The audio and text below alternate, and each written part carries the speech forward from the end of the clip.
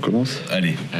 Bien, en tout cas, merci effectivement vous êtes rendu disponible après le déjeuner pour ce dernier jour. Donc, on est réunis sur le thème comment maîtriser dans un monde en multicrise la gouvernance IT de son entreprise, à la fois avec ce regard public et privé, et puis l'écosystème aussi des entreprises publiques et privées. Jean-Michel Motta, donc vous êtes directeur des services informatiques Grand Est de la direction générale des finances publiques, et vous reviendrez sur votre parcours. Gérard Lemarie, groupe CSO d'Europe Assistance, et tous les deux, alors Gérard, coprésident de l'Agora des RSSI CISO, et Jean-Michel, membre depuis 2015 de l'Agora des DSI CIO, et avec des actions à mener aussi dans l'Est pour réunir davantage l'écosystème IT dans l'Est de la France. Donc les questions qu'on va se poser, c'est comment maîtriser dans un monde en multicrise la gouvernance IT de son entreprise publique et privée, puisque les entreprises à la fois publiques et privées et leurs écosystèmes se transforment au niveau digital dans un contexte de plus en plus complexe, avec de nombreuses crises où l'interopérabilité de leur système d'information, on se pose la question, est-ce qu'elle devrait amener les DSI et leurs pilotes à mieux se coordonner pour faire face au parallélisme des menaces et des crises qui font jour. Jean-Michel, avant de commencer, est-ce que vous pouvez d'abord nous présenter rapidement votre parcours qui vous a amené à DSI aujourd'hui? Oui, très rapidement, un parcours en 3 temps dans les années 90 en entreprise publique, France Télécom, EDF, dans le cadre de l'ouverture des marchés à la concurrence. Ensuite, un parcours dans le privé comme directeur général de société de services. Et puis, depuis 18 ans, dans la fonction publique d'État, où j'ai pu assurer un certain nombre de missions comme chef du bureau de la production, de l'intégration, piloter une humble mission qui se nommait le prélèvement de l'impôt à la source, et puis 2 mobilités interministérielles ou entre guillemets, donc comme DSI de la Cour des comptes, et ensuite directeur des opérations de la Caisse nationale d'assurance maladie. Et je rejoins donc le Grand Est, je rejoins Bercy là depuis 8 mois. Très bien. Gérard? Écoutez, moi je suis donc Gérard Lemarie, je suis dans le domaine de la sécurité depuis 99, donc ça commence à faire. Je suis passé par le privé et le public. J'ai eu la chance à un moment donné d'être à l'ANSSI pendant 7 ans. J'étais le RSSI de l'ANSSI. Je suis passé dans le domaine du retail, et là dernièrement donc je suis chez Europe Assistance depuis 6 mois maintenant, dans le domaine de l'assurance. Et voilà, avec de nouveaux challenges. Très bien. Alors, on le disait tout à l'heure, c'est vrai que la transformation digitale aide ce monde dans lequel on vit à devenir de plus en plus complexe. Quel est, Jean-Michel, votre constat sur ces 10 dernières décennies dans cette complexité accrue du monde dans lequel nous vivons? Je dirais les 3 dernières décennies. Bon, c'est vrai que dans les années 90, c'était assez simple. On était dans l'ère des télécoms et donc on pouvait manager nos projets sans trop de difficultés. Ensuite, aux finances publiques, on a eu une opportunité assez rare, c'est d'avoir 1 milliard sur 10 ans pour transformer le bouquet de services des finances publiques que vous utilisez d'ailleurs tous et toutes. En l'occurrence, par exemple, impôts.gouv.fr. Donc là, on a vraiment travaillé sur des fondamentaux, toujours dans un contexte assez favorable et sans risque, qui nous a amené sur ces fondations très saines à pouvoir réaliser dans un temps court le prélèvement de l'impôt à la source, que vous avez tous vécu. C'est un projet, par exemple, de 150 millions d'euros sur 30 mois, qui a réuni près de 400 personnes à mobiliser, avec une vraie gouvernance, un vrai sponsor jusqu'au ministre, et qui fait que, voilà, on a vraiment rentabilisé, je dirais, toutes les transformations numériques de ces années 2000 et 2010. Et là, on rentre dans une nouvelle ère un peu plus compliquée que nous vivons tous avec ces sujets cyber, mais ces accélérations multiples. Alors, je considère que, et c'est peut-être l'introduction, que la décennie et l'année qui vient et la décennie qui vient va être beaucoup plus compliquée à gérer. Beaucoup plus compliqué, et j'ai proposé donc ce thème pour voir en gros comment nos organisations et notre gouvernance peut-elle évoluer. Alors, pourquoi est-elle compliquée ? Parce que viennent se greffer d'autres sujets. Bon, là, changement de gouvernement, on va peut-être avoir une injonction, comme dans d'autres entités, de faire le prélèvement à la source sociale. Donc, on va avoir une ambition, comme dans toute boîte digne de ce nom. Mais vient se greffer, avec nos collègues d'ailleurs de l'ANSSI, ou ex de l'ANSSI, des problèmes de souveraineté. qui complexifient un peu la chose. Ça, c'est le deuxième point. Après, des méthodes de fabrication toujours plus rapides, agiles, qui viennent aussi complexifier et empiler les couches entre le COBOL des années 90, les nouvelles techno et maintenant ces méthodologies qui viennent se greffer. Et puis, un maintien en conditions opérationnelles aussi qui n'est pas si trivial que ça, puisque ça fait quand même juste 20 ans que, par exemple, nous avons réformé le système fiscal et comptable. Et la MCO devient intéressante à faire. Le maintien en conditions opérationnelles n'est pas si trivial que ça. Et vient se greffer la crise internationale et les problèmes de sécurité. Donc, in fine, moi, mon premier message, c'est que, en effet, le pilotage, la gouvernance devient compliqué et que nous avons un devoir de transparence. Et ça, je peux vous donner quelques exemples, on n'aura pas le temps, mais un devoir de transparence vis-à-vis des directions générales et des directions métiers sur l'ensemble des signaux faibles et des faiblesses qui aujourd'hui sont les nôtres face à ce contexte quand même extrêmement tendu et un contexte de crise. Donc transparence, premier acte vis-à-vis de la direction générale, ce qui n'est pas toujours si simple à faire, notamment dans certains codires. Merci Jean-Michel. Gérard, on parle du multirisque dans la thématique. Quelle définition vous pourriez donner à ce terme de multirisque ? Je crois qu'on a convenu qu'aujourd'hui on allait parler de fait de gérer plusieurs crises en même temps. C'est ça qu'on a appelé le multirisque parce qu'on peut l'interpréter de différentes manières. Et on voit aujourd'hui, c'est une réalité, la capacité que l'on doit maintenant obtenir de pouvoir gérer plusieurs crises simultanément. Typiquement, aujourd'hui, on va avoir des crises pandémiques qui vont avoir des impacts directs sur notre activité IT. On va avoir des crises d'ordre de guerre, par exemple, on le voit, qui ont aussi des impacts sur notre business au quotidien. Et on va rajouter à tout ça de la possibilité qu'on puisse prendre un ransomware, je dirais, à n'importe quel moment, à n'importe quelle heure du jour et de la nuit. Donc c'est cette démultiplication de risques où je pense que ça devient un peu plus nouveau, et ça devient aussi, le fait que ça devienne un peu plus nouveau et un peu plus exposé, parce que c'est bien tout ce que l'on fait, se rendre dépendant de l'IT, d'offrir des services, mais quelque part on crée aussi une forme de dépendance qui nous mène à être de plus en plus réactifs. Et c'est ça qu'on voulait, je pense, pointer aujourd'hui dans la notion de multirisque. Justement, vous, en tant que directeur de la sécurité globale, donc cyber, mais pas que, comment vous percevez ce multirisque dans le quotidien ? Et la deuxième question, c'est est-ce qu'aujourd'hui, la plupart de nos entreprises sont parées à ça ? On voit bien qu'en 2 ans, on a vécu le Covid, on ne l'aurait jamais imaginé. On pourra peut-être en rediscuter. La crise ukrainienne. Est-ce qu'on est paré à ce multirisque ? Et est-ce que finalement c'est possible d'être paré à ce risque-là ? Je pense qu'il faut être assez humble. Et aujourd'hui, je pense qu'on a tous été à peu près mauvais sur la gestion de nos risques. Je pense qu'à peu près 95% des gens, et on pourra même faire un test ici, dans la notion de risque, aujourd'hui, on avait tous enlevé le risque pandémique et on avait tous enlevé le risque de guerre. Je pense que je me trompe pas trop si je dis que tout le monde a à peu près fait cette analyse. Donc on est pile poil dedans. Donc déjà être humble et vraiment revenir aux fondamentaux de notre gestion de crise, c'est-à-dire que je pense que c'est quelque chose qu'on va pouvoir détailler après. C'est-à-dire que je pense que dans les sociétés aujourd'hui, dans nos entreprises, là où on n'est pas assez près, c'est parce qu'on ne fait pas de pas d'anticipation, mais de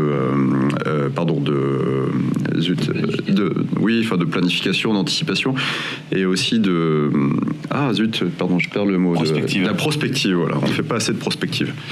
C'est quelque chose que l'on voit beaucoup dans le domaine militaire. Là, effectivement, on va avoir de la chance d'avoir des gens qui sont là pour faire de la prospective. Imaginer, je rappelle, la prospective, c'est imaginer ce qu'on n'avait jamais encore imaginé. Imaginer des crises ou des choses ou des situations qui se sont jamais présentées, qui ont jamais été imaginées jusqu'à présent. Donc ça, je pense que c'est un manque dans les entreprises aujourd'hui, parce que effectivement, ça coûte cher d'avoir des gens qui font des choses, qui réfléchissent à des choses qui n'existeront peut-être jamais, ou vont demander à des gens de réfléchir à des choses qui n'existent pas. C'est toujours un peu compliqué, des fois à justifier. Donc je pense que de ce côté-là, on n'est pas assez près, parce qu'à partir du moment où on serait plus en prospective, on pourrait peut-être plus anticiper et plus faire de planification. Mais ça, on en parlera peut-être juste après. Mais on pourrait plus anticiper. Et donc, de fait, aujourd'hui, on est très sur le réactif dans les entreprises. Et ça, je dirais que c'est vraiment ça, c'est le point noir aujourd'hui qu'on pourrait imaginer, parce que On va être beaucoup sur la conformité aujourd'hui. On va avoir des règles de conformité dans tous les sens. Et c'est très bien. Ça nous permet de nous couvrir des risques. Ça nous permet de réduire des surfaces d'attaque. Mais c'est toujours dans des contextes connus, en fait, aujourd'hui. Et le fait qu'on ne soit pas, qu'on reste un peu sur l'instant présent, sur le connu, sur le domaine, je dirais, qui rassure, je pense que c'est ce manque aujourd'hui que l'on n'a pas. Donc je dirais qu'on n'est pas complètement prêt aujourd'hui sur des multirisques. En tout cas, il y a des pistes de solutions. Jean-Michel, quelles sont, pour recentrer peut-être sur la fonction publique, en préparant cette intervention, on me disait qu'il y a beaucoup de dépendance et que parfois ça peut être un frein aussi. Oui, c'est un sujet que je voulais mettre en avant, c'est-à-dire qu'un système d'information comme celui des finances publiques, c'est en gros 400 à 700 applications, comme dans d'autres ministères, certes, mais surtout en interdépendance depuis 20 ans, puisque je vous parlais du bouquet de services qu'on a créé dans les années 2000 jusqu'à impôts.gouv.fr, par exemple. On est en interaction de façon assez forte avec en aval, ça peut être la Banque de France, en amont, ça peut être avec l'INSEE, avec la sphère sociale, etc. Je pense qu'on ne travaille pas assez ces sujets-là d'interdépendance et en effet, au quotidien ou en crise, on méconnaît l'écosystème. On méconnaît notre écosystème. Donc je pense qu'il faut faire quelques propositions sur l'animation et la gouvernance de cet écosystème. Si on regarde aujourd'hui notre mode de fonctionnement, on a dans les grandes entreprises, pour certaines, des directions des risques. Pas forcément le cas, forcément dans nos ministères, on les nomme pas de cette façon-là, mais on fait du PCA, on fait du PRA par des structures qui sont certes talents, mais dans une vision plutôt statique. C'est-à-dire qu'on va faire 2 revues annuelles, on va demander à chaque copie, à chaque métier de faire sa copie, et in fine, on dit qu'on a un PCA et un PRA. Bon, certes, c'est un minimum. Sauf que quand on parle d'engagement de service derrière, de rétablissement de service, ça devient assez théorique. Puis après, il y a des exercices, etc. Ensuite, vous avez les fournisseurs, internes ou externes, ou les partenaires. On a beaucoup de contractualisation dans la fonction publique, c'est-à-dire qu'on va conventionner avec la sphère sociale, on va conventionner avec son fournisseur, mais les contrats sont pas prêts. Je reviendrai tout à l'heure sur un exemple où un de nos fournisseurs majeurs, vous l'avez vu dans la presse il y a 18 mois, a été rançonné pendant 5 semaines. 5 semaines. Ok, le contrat prévoit d'appliquer les pénalités, mais c'est pas forcément ça qui m'intéressait dans ce cadre-là. Et puis après, il y a des dépendances aussi entre les équipes. On voit aujourd'hui une animation de la filière sécurité, mais il y a d'autres équipes, l'équipe réseau, l'équipe d'exploitation, et elles sont toutes en interdépendance. Mais sont-elles bien structurées et organisées pour justement, dans ce et ce parallélisme de crise, sont-elles prêtes? Alors, je pense personnellement que sur ces sujets-là, il faut qu'on muscle notre jeu. Ce n'est pas aujourd'hui assez bien adressé de mon point de vue, et surtout dans son aspect dynamique. Parce qu'aujourd'hui, dans les années 90, on avait un pépin, une crise. Aujourd'hui, on peut en avoir 4-5 en parallèle. Et est-ce que nos équipes de pilotage, nos DSI sont-elles structurées? Pour moi, la réponse est non. Et il faut parfaire ce sujet. On va voir comment ensuite. Gérard, on a commencé à évoquer des pistes de solutions. Quelles sont les pistes pour approfondir ce point que vous voulez partager aujourd'hui? Parce que c'est vrai que finalement on a l'impression qu'on court en permanence après les technologies qui, elles, avancent à vitesse grand V. Est-ce qu'on peut vraiment limiter les risques? Quel est le rôle aussi de la standardisation dans ce contexte? Je crois qu'il y a une difficulté, ce qu'on disait juste avant, Jean-Michel disait juste avant, c'est le niveau d'hétérogénéité que l'on peut avoir entre tous nos partenaires. On est de plus en plus interconnectés, de plus en plus interdépendants, et le niveau est très hétérogène. On va voir même des fois, on va travailler avec des sociétés plutôt petites, qui vont avoir un niveau de maturité proche très faible, mais néanmoins qui peuvent générer des business assez importants. Donc ça c'est la première chose. Donc le côté normatif et le côté imposer des règles à un moment donné, c'est des choses qu'ont commencé à très bien faire l'ANSSI sur certains périmètres. Mais je pense qu'il faudrait poursuivre l'effort aujourd'hui pour plus le généraliser. Il n'est pas normal, par exemple, à mon sens, qu'on ne trouve pas systématiquement des clauses de sécurité dans des contrats qui nous lient entre sociétés, qu'on ne trouve pas systématiquement des clauses d'audit, par exemple. Donc je pense qu'il faut vraiment approfondir cela. Et donc aussi, en approfondissant ça, en ayant, je dirais aussi quelque part un appui juridique à un moment donné, un appui normatif, le fait qu'on puisse pousser une forme de normalisation va nous permettre d'avoir une meilleure connaissance de notre terrain de jeu. À partir du moment où on aura une meilleure connaissance de notre terrain de jeu, on va pouvoir aussi avoir une meilleure maîtrise des risques. Parce que on va pas se retrouver, je parle pour les anciens, mais on va pas se retrouver devant un CICOB en face de nous. Le CICOB, c'était quoi? Je rappelle, c'était il y a très longtemps, c'était un salon qui se tenait au CNIT où il y avait toutes les technologies du monde qui étaient présentées, et le but du jeu, c'était d'avoir toutes les technologies. On peut plus se permettre ça aujourd'hui. Il faut réduire nos surfaces d'attaque, il faut réduire nos scopes, il faut réduire nos risques, et sans doute que repartir sur une normalisation, repartir sur une standardisation aussi, et repartir sur un cadre juridique et ou un cadre, je dirais, législatif, enfin, j'en sais rien, mais avec des normes poussées par exemple par l'ANSSI ou d'autres entités étatiques, ça nous permettrait vraiment d'aller loin et d'aller plus loin que ce qu'on fait aujourd'hui, parce qu'aujourd'hui c'est très dépendant du niveau de maturité des sociétés, c'est très dépendant du niveau de maturité des RSSI, c'est très dépendant du niveau de maturité des achats, enfin bon, c'est très dépendant du niveau de maturité de plein de maillons dans la chaîne. Et ça, c'est pas normal, parce qu'à chaque fois ça affaiblit la chaîne quelque part. Jean-Michel, côté service public, on parle aussi beaucoup de résilience dans le secteur privé, mais dans le secteur public, quel est votre regard? Est-ce que aujourd'hui les services publics sont suffisamment résilients d'un point de vue IT? Bon, je dirais, Julien, écoute, ça fonctionne plutôt très bien. Ouais. On est dans des maisons d'excellence qui ont démontré que leur système d'information depuis 20 ans est robuste. Mais ce que je voulais mettre en avant, moi, en effet, c'est la résilience. Là, ça se complique quand même beaucoup. Ça se complique. Je vous donne un exemple vécu il y a 18 mois dans ma dernière mobilité, là aussi qui est connu, mais qui fait réfléchir.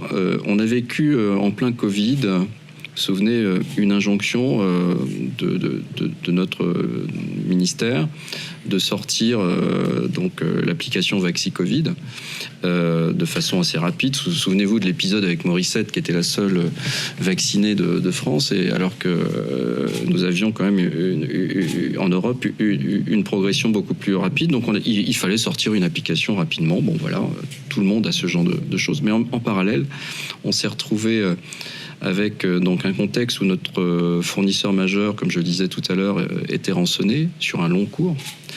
Et donc si vous êtes dans un cas où vous avez un taux d'externalisation important, c'est quand même plus compliqué de sortir rapidement une application. Bon, là il y a injonction politique, un contexte de rançonnage classique, mais en parallèle vous êtes l'hiver, vous avez un pépin suite à une grosse tempête en France où ça fragilise votre data center et vos équipes sont mobilisées sur la résolution d'incidents, et puis vous êtes dans un contexte où vous avez 4-5 équipes qui sont en cluster et qui donc en termes capacitaires sur le long terme vous permet pas de tenir des mois et des mois.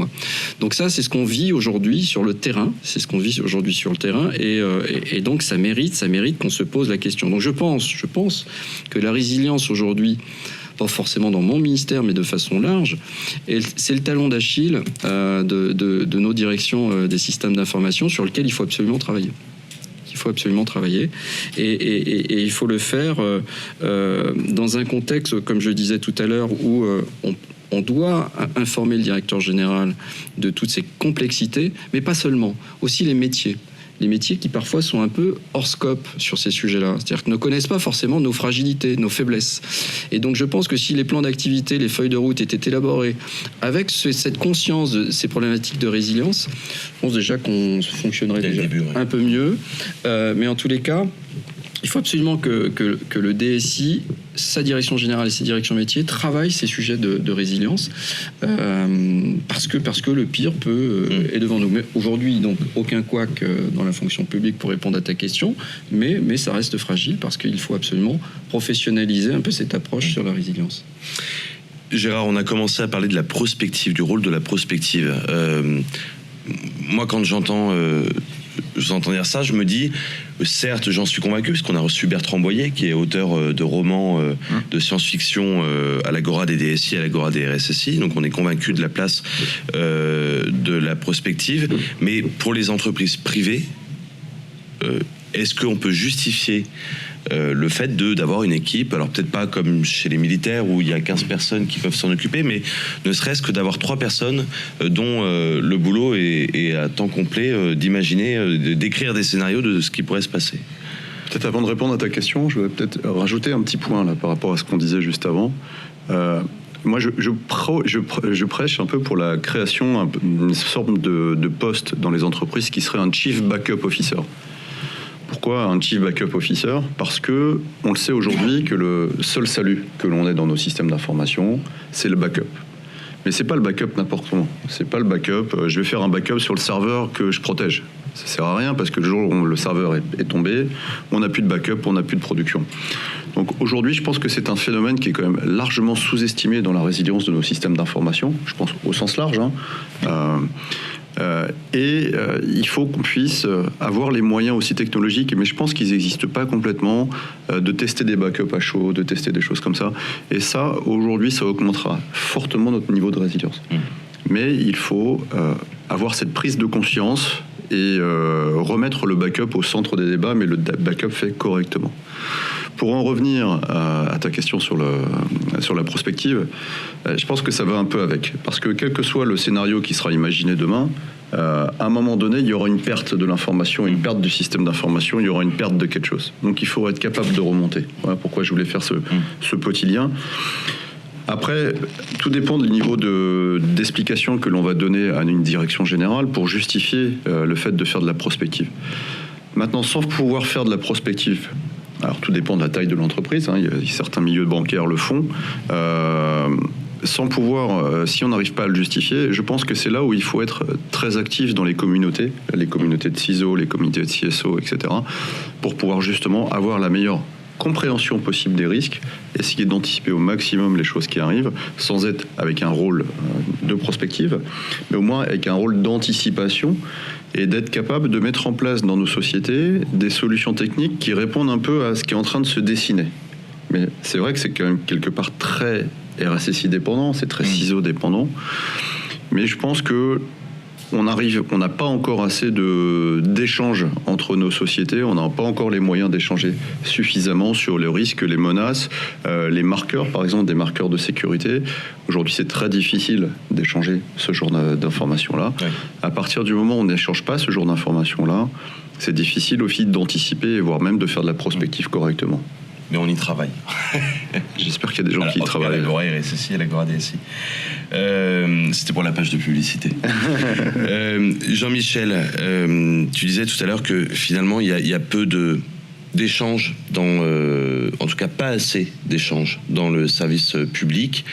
Est-ce que ça aussi c'est un point d'amélioration côté public et est-ce qu'on doit élargir finalement cette gouvernance au niveau du secteur public ? Oui, je pense que nos maisons aujourd'hui sont bien adressées, fonctionnent. Vous en êtes des usagers quotidiens. En revanche, l'écosystème dont je parlais tout à l'heure avec ses interdépendances mériterait une animation plus large. Absolument, absolument. On signe des conventions, comme je disais, avec nos fournisseurs, avec nos partenaires, mais on ne se connaît pas. Il n'y a pas de zone d'échange. Quand je fais le prélèvement à la source avec Marie-Vonne Lebrignonen, qui est directrice métier, on est en relation très forte avec la sphère sociale et on connaît parfaitement notre partenaire qui nous alimente de la sphère sociale. On travaille, on a une comitologie, etc. Et bien, une fois qu'on a fait le projet de fabrication, il faut qu'en run, en production, on continue à maintenir cette relation-là. Parce que les équipes peuvent changer. Et puis quand vous avez une crise, il faut se connaître. Il faut se connaître. Donc par définition, il faut mettre en place, de mon point de vue, une comitologie qui va bien au-delà aujourd'hui de la sphère de sa DSI, de ses métiers, mais qui sorte vers toutes les dépendances que l'on a. Donc c'est compliqué, privé-public, animer ça, mais surtout dans un modèle d'efficacité, c'est-à-dire de connaissance de l'autre au sens opérationnel du terme, pas au sens contractuel. Bien sûr. Et ça c'est un axe, en effet, sur lequel je vais essayer de développer quelque chose, oui, absolument. Gérard, côté privé, souvent je sais que tu milites pour qu'il y ait davantage d'échanges entre le privé et le public. C'est vrai qu'il y a des zones d'échange, il y a les communautés qui sont ici représentées, où le management public et privé se rencontrent, mais il n'y a pas véritablement d'échange d'informations organisé. Je dirais que des gens font des choses vraiment aujourd'hui très très bien, essayent de se lancer là-dessus. On le voit avec les initiatives de l'Agora des RSSI, je dirais les actions qui sont menées par le Césin, le CLUSIF, etc. Il y a des belles choses qui sont menées, mais aucun d'entre nous n'a réussi aujourd'hui à aboutir sur quelque chose qui permettrait d'avoir un vrai niveau d'échange. Parce qu'il y a des enjeux politiques, il y a des enjeux financiers, il y a des enjeux business, il y a des enjeux machin. On en parlait justement il n'y a pas très longtemps avec le général Fraissinet qu'on avait invité, rappelle-toi, il n'y a pas très longtemps. On disait que même que des IOC, par exemple, quelque part, ça devrait être un bien public. Des marqueurs de compromission, ça devrait être un bien public. Mais c'est pas aussi simple que ça, la théorie le voudrait.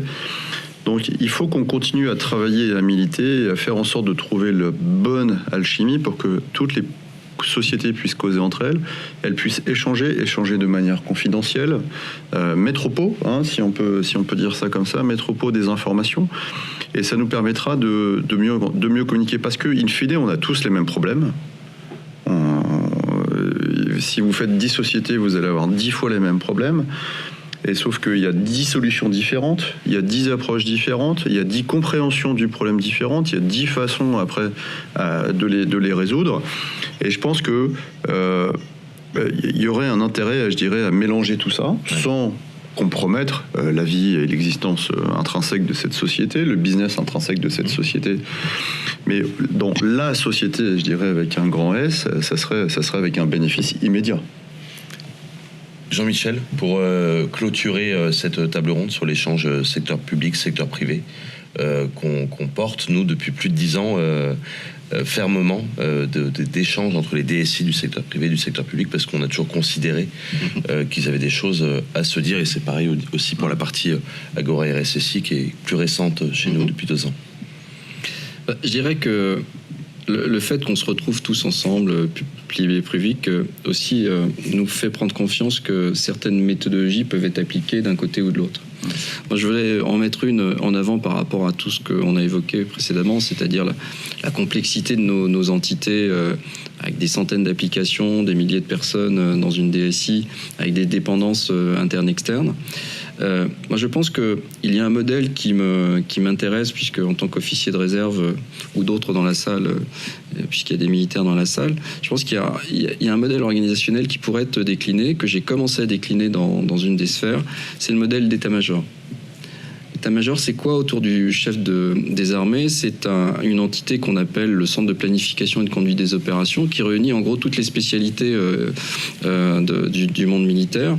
On pourrait avoir la même chose auprès des DSI, c'est-à-dire des agents, etc., qui rentrent dans un centre de planification et de contrôle où on retrouve tous les métiers informatiques. Un spécialiste de l'hébergement, un spécialiste de l'exploitation, un spécialiste de l'intégration, etc. Tout ce petit monde, en temps calme, et c'est ce qui se passe au niveau stratégique autour du chef d'état-major des armées, travaille sur des plans. Un plan, c'est ce qu'on n'a pas anticipé, ce que tu disais tout à l'heure. C'est en gros une belle crise, des plans de parallélisme de crise. Et on s'appuie sur les structures classiques, les structures de direction des risques quand elles existent, des structures de PCA, de PRA et autres cellules de crise.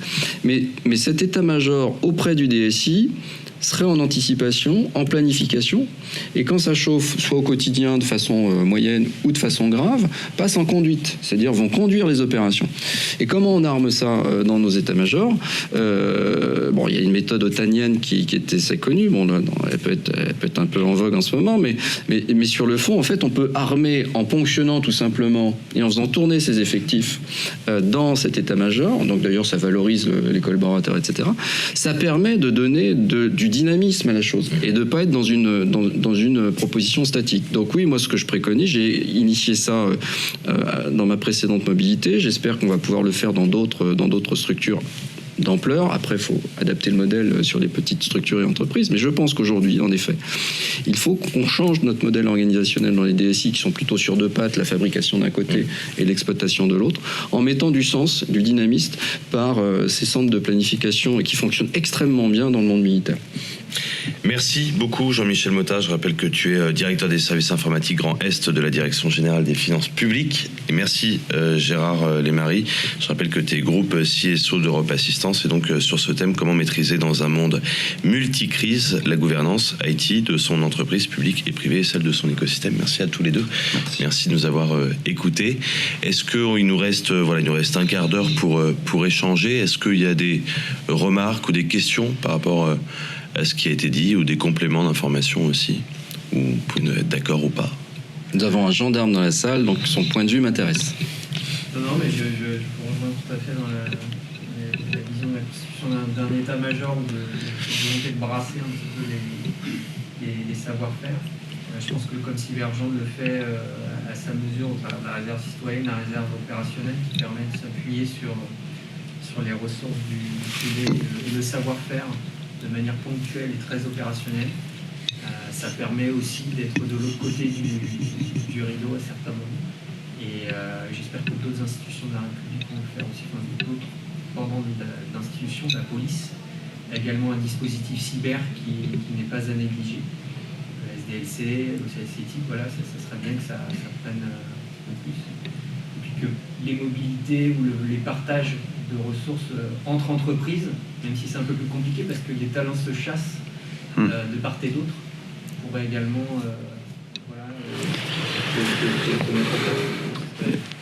Et moi, j'aurais peut-être un truc à rajouter aussi, c'est que je pense que pour aller aussi dans ce sens, c'est que dans les entreprises privées, on a sans doute des fois tendance à réinventer la roue, à différence des fois des secteurs publics, etc. Enfin, on dirait public au sens large, même côté militaire. On a tendance, les gens ont tendance à toujours vouloir réinventer qu'est-ce que c'est un fonctionnement de crise, un mode de fonctionnement en crise, etc. C'est vrai qu'il y a des modèles qui existent, des modèles qui fonctionnent bien, qui sont largement éprouvés. Et je pense qu'il faudrait, c'est pareil, il faudrait définir une forme de quelque chose de normatif, au moins un guide sur la formation, sur la gestion de crise au niveau des entreprises. Parce que réinventer la roue veut dire réinventer tous les problèmes qui vont avec. À partir du moment où on a déjà des solutions, avec déjà des solutions et où les problèmes ont été déjà abordés et où ont déjà été solutionnés, ça permettrait de gagner en efficacité. Et gagner aussi sur l'implication des collaborateurs, et ça je pense que c'est essentiel. Moi j'ai vécu quelques crises. On a vu que je me suis vite aperçu que le premier système le plus important à redémarrer dans une entreprise, c'était la paye. C'est bête, mais souvent on ne demande pas de redémarrer le business en premier, on demande de redémarrer la paye. Parce que quand on va faire travailler des gens H24, etc., pour faire redémarrer une entreprise qui s'est pris un ransomware ou autre souci, on a intérêt, à les motiver, 2, à les embarquer, et puis surtout 3, à les payer, parce que sinon ça va leur faire bizarre. Donc je pense qu'il faudrait aussi, pareil, utiliser ce qui existe pour faire en sorte que ça soit plus efficace. En fait, ces méthodes existent. Comme je disais, ces méthodes sont enseignées en interallié aujourd'hui par tous les officiers. Alors vous avez ce qu'on appelle le niveau stratégique dont on a parlé, la direction générale. Le niveau tactique, c'est en gros les régiments, c'est-à-dire nos DSI. Par contre, il manque ce qu'on appelle le niveau opératif. Et le niveau opératif, ce sont ces fameux états-majors. Et ça, tout est modélisé aujourd'hui. Pas très compliqué à mettre en place, pas très compliqué à armer. C'est juste une volonté de gérer son niveau dit opératif. Et ça, je pense que c'est vraiment une proposition qu'il faut essaimer. Et donc, les doctrines existent. Sont en ligne sur Internet. Sont en ligne. C'est ça le point. Donc, elles sont connues. Non, mais elles sont connues de ceux qui sont brevetés au niveau des états-majors. Mais elles sont connues, elles sont en ligne, ces doctrines existent. Après, il suffit en effet peut-être de dynamiser nos anciens officiers là, qui quittent l'institution pour accompagner en fait tous ces développements, faire du conseil peut-être un peu autour en termes de sociologie des organisations, mais sur le fond, c'est applicable de façon assez triviale. Et puis, tous ceux qui sont intéressés pour réfléchir à la mise en place de ce genre de choses sont les bienvenus dans notre club pour pouvoir le mettre en place, puisqu'on essaye de le faire. Le secteur bancaire aussi m'intéresse, donc je ne sais pas si le secteur bancaire a quelques idées sur la question, parce que là aussi, il y a une interdépendance de l'enjeu, du risque, et je ne sais pas si les structures de direction des risques dans le domaine bancaire ont évolué en ce sens. En tout cas, dans la fonction publique, nous souhaiterions, comme chez les militaires, travailler sur ces questions. Je ne sais plus qui était dans le côté bancaire, c'était vous? Ah, c'était vous, pardon. Non, effectivement, autant on parle beaucoup de transversalité et d'utilisation dans beaucoup de domaines, autant pour les crises, enfin pour la gestion des crises, on est toujours sur un mode à l'ancienne. Donc on n'a pas forcément pris en compte ce domaine-là. Et puis Et puis on est toujours aussi à avoir des a priori sur le fait que certaines crises n'arriveront pas. Donc tout à l'heure j'étais assez sensible sur l'argument qu'on est en train de vivre 2 grandes crises qu'on avait totalement enlevées de notre périmètre. Mais oui, c'est intéressant de voir comment vous pouvez faire pour travailler avec les différents partenaires, élargir le comité de suivi des risques au maximum de personnes et faire en sorte de tous les prendre en considération pour pouvoir agir un peu plus vite. Merci. Est-ce qu'il y a une autre question Parce qu'à l'éducation nationale, il y a une remarque. Monsieur Gaïchet. On peut faire une remarque, c'est effectivement une méthode, que ce soit la gendarmerie nationale qui intervient dans les établissements scolaires pour éduquer la jeunesse que normalement l'éducation a en charge sur les risques effectivement du numérique pour les élèves, et on voit bien que c'est un vrai sujet et les risques sont nombreux et il n'y a pas une conscience parce que la sécurité autant les militaires, la sécurité, c'est dans leur ADN. L'éducation, c'est la liberté qui est notre ADN. Donc, une atteinte à la liberté pédagogique, c'est quelque chose d'énorme. Voilà. Donc, je pense qu'effectivement, l'éducation a un rôle à jouer pour les futurs citoyens qui devront se débattre dans les risques de cyber. Voilà ce que je pouvais dire. Mais sinon, effectivement, moi, je me félicite aussi qu'au travers de l'Agora, on ait pu développer ces échanges entre public et privé, parce que c'est des sujets dont on a vraiment du mal à faire prendre en compte par les directions. Effectivement, un recteur, sa préoccupation, c'est pas la cyber, c'est l'éducation. Et donc, et les risques, c'est vu comme un frein. Et obtenir des budgets, en tout cas, je sais que le ministère des Finances est plus riche que le ministère de l'Éducation. Voilà. Et non, mais voilà. Et puis, on sait comment ça fonctionne. Moi, j'ai vécu situation de crise, le Bataclan. Je reviens pas sur ces. Voilà. J'ai vu que la collaboration entre le ministère de l'Intérieur et de l'Éducation n'était pas parfait dans ces situations. Donc effectivement, il y a de l'étanchéité qu'il faut briser. Mais il est clair qu'on ne peut pas maîtriser l'ensemble de ces risques et de ces menaces et ce parallélisme qui arrive. Donc je pense qu'il faut changer de paradigme. Aujourd'hui, il faut se préparer à les affronter. Et se préparer à les affronter, c'est faire en sorte que nos équipes travaillent ensemble, mais de façon très très très coordonnée en mode run, que nos interdépendances soient vraiment aussi maîtrisées et qu'on se fasse quelques exercices, mais pas au sens périn du terme, mais qu'on bosse ensemble, quoi. Et si on va pas vers ça, en effet, quand on aura ces difficultés qu'on a évoquées, on sera pas tout à fait prêt. Donc je pense qu'il est notre devoir. Aujourd'hui, on a une nouvelle directive côté SSI, où on se doit en tant que directeur de mettre en place. Voilà, la proposition, c'est OK, on va mettre en place, mais il faut se mettre en ordre de marche, de façon synchrone et organisée, sur l'ensemble de l'écosystème, pour que ça soit efficace. Et là, on pourra dire à nos directeurs généraux, en effet, voilà tel risque, voilà ce qu'on couvre, qu'on couvrira moins bien. Mais en tous les cas, on aura une vraie conscience que on va devoir batailler devant ce risque. Et aujourd'hui, c'est l'organisation qui, pour moi, est la réponse. C'est pas forcément l'automatisation. On a de très bons experts aujourd'hui dans chaque verticalité. Donc on s'automatise, on se professionnalise. Mais là, maintenant, il faut aller au-delà. Et voilà le thème que je souhaiterais développer pour ceux qui sont intéressés. On est encore trop dans l'effet, ce que j'appelle l'effet DDE. Ça n'existe plus, la DDE. C'est-à-dire qu'il faut 3 morts dans un virage pour qu'on commence à penser à modifier effectivement la courbe. C'est un peu dur, mais c'est un peu ça quand même. Mais en tout cas, en effet, n'attendons pas de se prendre un mur pour faire évoluer nos organisations. Là, les murs, on les a vus arriver, on les a bien drivés sur le fond. Maintenant, il faut muscler notre jeu, comme je le disais tout à l'heure. Moi, j'aurais une remarque aussi, mais qui est complémentaire, qui est pas directement dans cette question, mais quelque chose qui me tient beaucoup à cœur, et ça va faire un petit peu rigoler Julien, mais n'oublions pas quelque chose, c'est que le virtuel, c'est avant tout du physique. D'accord ? C'est bizarre à dire, mais pour qu'il y ait du virtuel, il faut qu'il y ait quand même des infrastructures, des choses comme ça. Donc on a tendance aussi à minimiser les risques aujourd'hui en disant non, mais c'est bon, c'est du cloud, c'est machin, etc. N'oublions pas dans toutes nos approches de risque et dans tout ce qu'on doit imaginer demain. Par exemple, aujourd'hui, s'est pas fâché avec les Américains. J'espère qu'on se fâchera jamais avec les Américains. Enfin, ou j'en sais rien dans les différents contextes qui peuvent arriver. Si on devait être privé de nos infrastructures Office 365 et autres, ça serait forcément compliqué. Parce qu'aujourd'hui, on a une forme de dépendance qui est assez forte. C'est ce qui rejoint le sujet de la souveraineté. Mais de fait, n'oublions pas le physique derrière.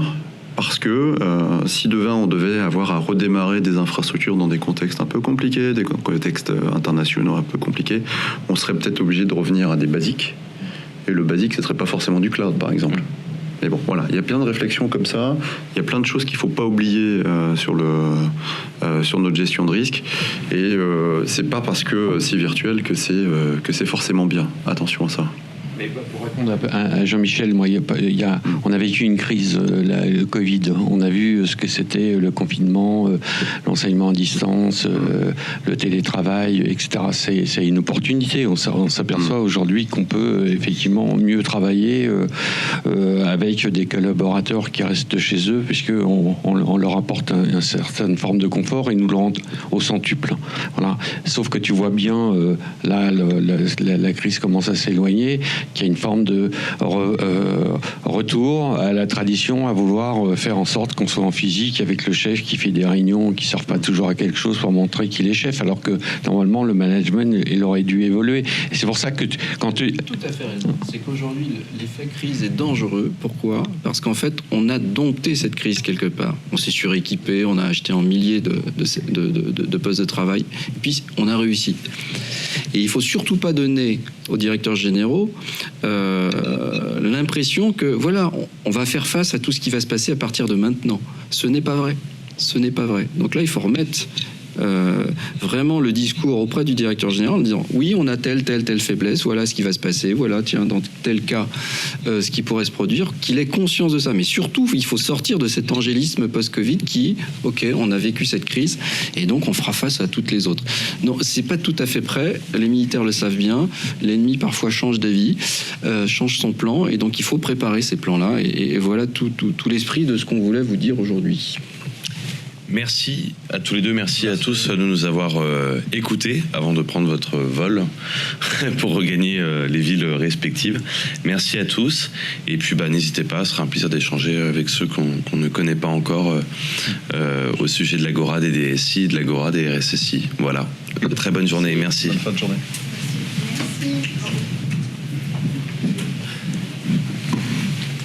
Le public n'était pas de nombreux, mais de qualité.